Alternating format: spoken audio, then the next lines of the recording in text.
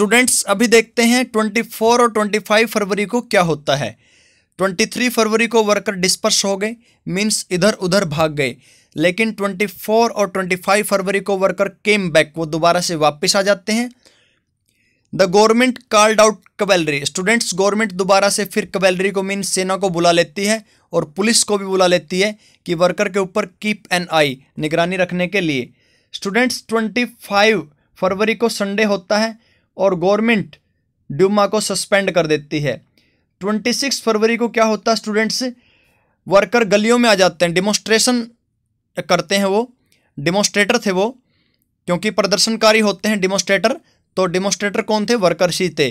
तो 26 फरवरी को students worker दोबारा से फिर मीन्स डिमोस्ट्रेशन थे जो वर्कर्स, वो दोबारा से फिर गलियों में आ जाते हैं। 27 फरवरी को देखिए स्टूडेंट्स क्या होता है, पुलिस हेडक्वार्टर को रैंसेक्ट कर दिया जाता है, वर्कर्स के द्वारा कब्जे में ले लेते हैं वर्कर पुलिस हेडक्वार्टर को। कैवेलरी जो घुड़सेना होती है ना, वो डिमोस्ट्रेटर वर्कर्स पे फायर अपॉन करने से मीन्स गोलियां चलाने से मना कर देती है, तो सेना भी अब वर्कर की साइड लग जाती है और वो मीन्स वर्कर्स पे गोलियां चलाने से मना कर देती है।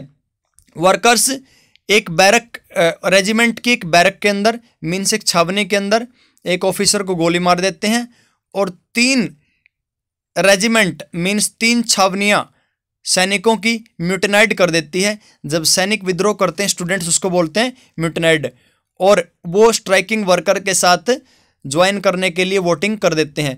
तो स्टूडेंट्स देखिए यहाँ पे जार की पावर उसकी सेना ही ख़त्म कर देती है। जिस सेना को जार ने या जिस कैवेलरी घुड़सेना को जार ने वर्कर्स पे अटैक करने के लिए लगाया था, वही सेना वर्कर के साथ मिल जाती है। बाय दैट इवनिंग तक स्टूडेंट्स, शाम तक स्ट्राइकिंग वर्कर्स आपके इकट्ठे हो जाते हैं, किसके साथ में, सेना के साथ में, और वो अपनी एक सोवियत या काउंसिल बना लेते हैं, मीन्स अपनी एक संस्था बना लेते हैं उसी बिल्डिंग में, किस बिल्डिंग में, जहाँ पे ड्यूमा मिलती थी, और ये स्टूडेंट्स बन जाती है पेट्रोग्राद सोवियत। तो स्टूडेंट्स इस चीज़ का ध्यान रखें, पेट्रोग्राद सोवियत कब बनी, पेट्रोग्राद सोवियत बनी फरवरी रिवॉल्यूशन के दौरान पेट्रोग्राद शहर में। और पेट्रोग्राद सोवियत किस किस से मिलके बनी थी, एक तो स्टूडेंट्स जो जार की आर्मी थी ना उससे मिलके, और दूसरे थे पेट्रोग्राद सोवियत के अंदर जो वर्कर स्ट्राइक कर रहे थे, हड़ताल कर रहे थे, तो सेना से और वर्कर से मिलके बन गई पेट्रोग्राद सोवियत। और सोवियत को बोलते हैं स्टूडेंट्स काउंसिल, जैसे कोई पार्लियामेंट होती है उसी को बोलते हैं काउंसिल। 28 फरवरी को क्या होता है स्टूडेंट्स, पेट्रोग्राद सोवियत बन जाती है 27 को। तो 28 फरवरी को पेट्रोग्राद सोवियत का एक डेलीगेशन होता है, मीन्स प्रतिनिधिमंडल, कई व्यक्ति जार से मिलने चले जाते हैं और वो जार को एडवाइज करते हैं। मिलिट्री के कमांडर थे जो कहते हैं कि आप एब्डिकेट कर दो, मीन्स आप अपनी गद्दी छोड़ दो। तो 2 मार्च को स्टूडेंट जार एब्डिकेट कर देता है, बहुत इंपॉर्टेंट क्वेश्चन है ये।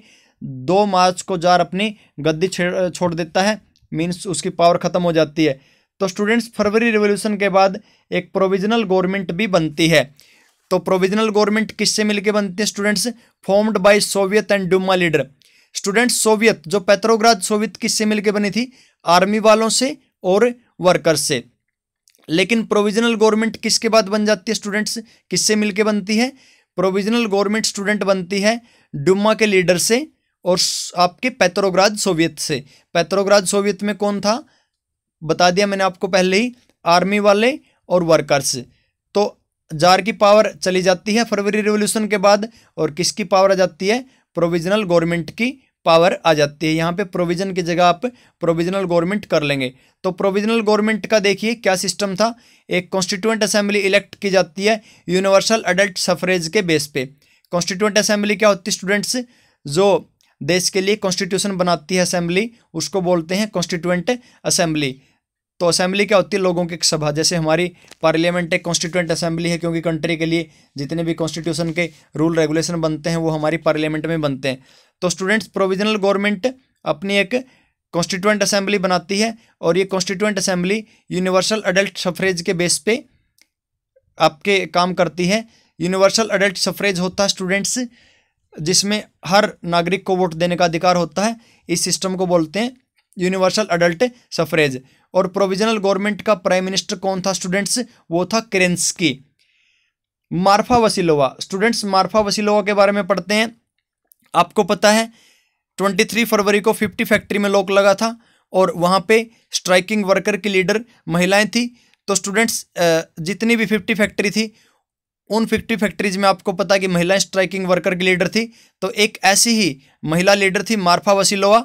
मार्फा वसीलोवा स्टूडेंट्स एक मिलिंग मशीन ऑपरेटर थी और इसने फरवरी रिवॉल्यूशन के दौरान वर्कर्स की स्ट्राइक को लेड किया था। मींस वर्कर की स्ट्राइक की हड़ताल की ये लीडर थी और इसने कुछ वर्ड कहे थे स्टूडेंट्स। ये खाना नहीं खा रही थी लेकिन फोरमैन ने इसको खाना भेजा तो इसने कुछ वर्ड कहे। ये बहुत ही इंपॉर्टेंट वर्ड हैं स्टूडेंट्स, पेपर में आ सकते हैं। I can't be the only one who is satiated when others are hungry, कि मैं अकेली कैसे खा सकती हूँ जब सारे भूखे हैं। तो ये मार्फा वसीलोवा के वर्ड हैं स्टूडेंट्स। उसके बाद आपके हम बात करते हैं कि प्रोविजनल गवर्नमेंट में कौन कौन हैवी था या किसकी चलती थी, कौन कौन इन्फ्लुएंशियल था या किसका प्रभाव था। यहाँ पे एक अली का फार्मूला आप याद कर लेंगे, ALI, ए से आर्मी ऑफिशियल, L से लैंड ओनर्स और इंडस्ट्रियलिस्ट। तो इनकी चलती थी प्रोविजनल गवर्नमेंट में। जो फरवरी रिवॉल्यूशन के बाद जार की पावर के बाद जो गवर्नमेंट आई थी प्रोविजनल गवर्नमेंट, तो उसमें किसकी चलती थी, आर्मी ऑफिशियल, लैंड ओनर्स और आपके इंडस्ट्रियलिस्ट की। इंडस्ट्रियल कौन होते हैं, इंडस्ट्री के मालिक, लैंड ओनर जो जमीन के मालिक थे। In April 1917 Bolshevik leader Vladimir Lenin return to Russia from his exile, he give April thesis. Student April 1917 के अंदर बोल्शेविक का लीडर व्लादिमीर लेनिन वापस रशिया में आ जाता। एग्जाइल होता स्टूडेंट्स देश से निकाल देना, तो उसको देश से निकाल दिया गया था लेकिन वो अप्रैल 1917 में वापस आ जाता है। उसने स्टूडेंट्स अप्रैल थीसिस दी थी। अभी पढ़ते हैं अप्रैल थीसिस क्या थी students. He and the Bolshevik has oppose the war since 1914।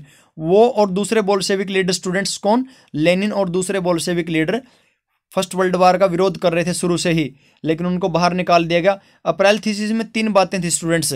Lenin जब आया अप्रैल थीसिस उसने दी, तो ये ध्यान रखें अप्रैल थीसिस किसने दी, war be brought to a close. Students April 1917 में लेनिन आया तो उस टाइम भी फर्स्ट वर्ल्ड वार चल रहा था और लेनिन ने आते ही बोला कि है ना वार बंद होना चाहिए, war be brought to a close, land be transfer to the peasant, की लैंड लॉर्ड की ज़मीन पेजेंट्स को मिलनी चाहिए, किसानों को मिलनी चाहिए, बैंक्स बी नेशनलाइज, और बैंकों का नेशनलाइजेशन होना चाहिए।